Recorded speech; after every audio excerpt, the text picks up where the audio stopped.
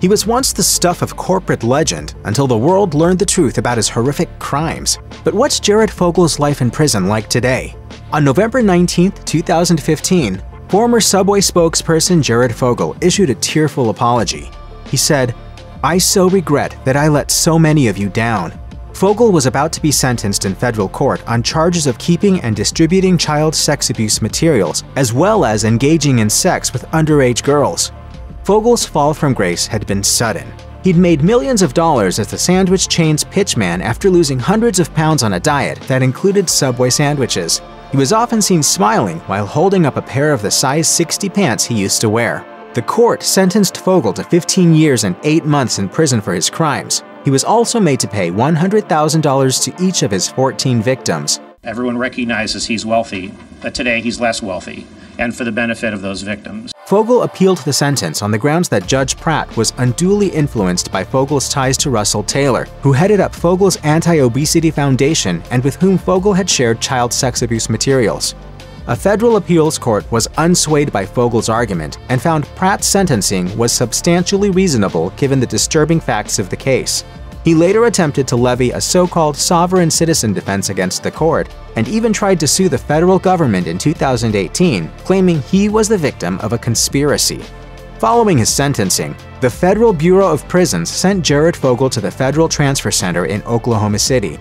The prison is the first stop in an inmate's journey in the prison system. This would have been a new experience for Fogle since he'd been on house arrest before his sentencing.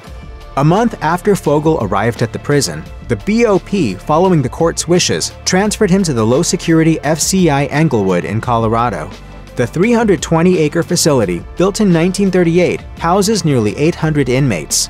The men must wear khaki prison-issued clothing and are subject to a minimum of 2 roll calls a day. They typically work a job in the prison from morning until afternoon and receive recreational time afterwards. Because he's a sex offender, Fogle is also required to participate in counseling.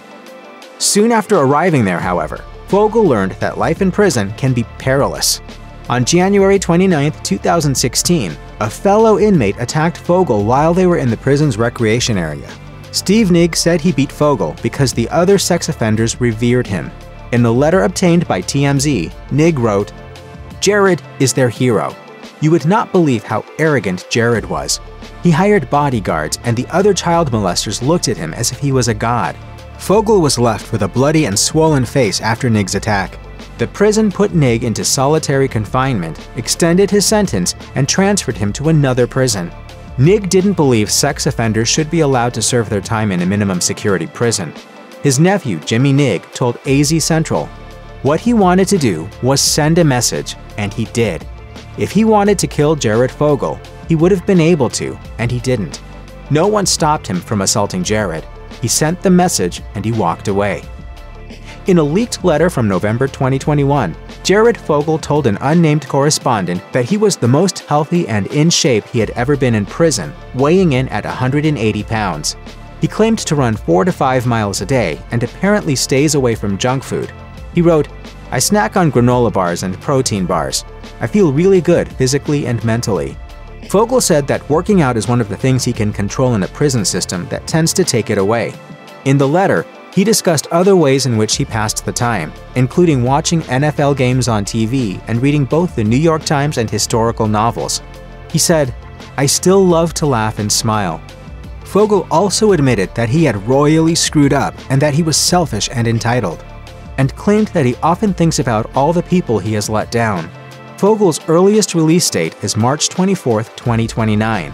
He wrote, "All I can do is learn from my stupid mistakes to be a better man when I get released in a few years." Stephen DeBroda, the former assistant U.S. attorney who prosecuted Fogle, told the Washington Post that Fogle ended up in prison not because of a mistake, but due to a long-standing and persistent pattern of criminal behavior.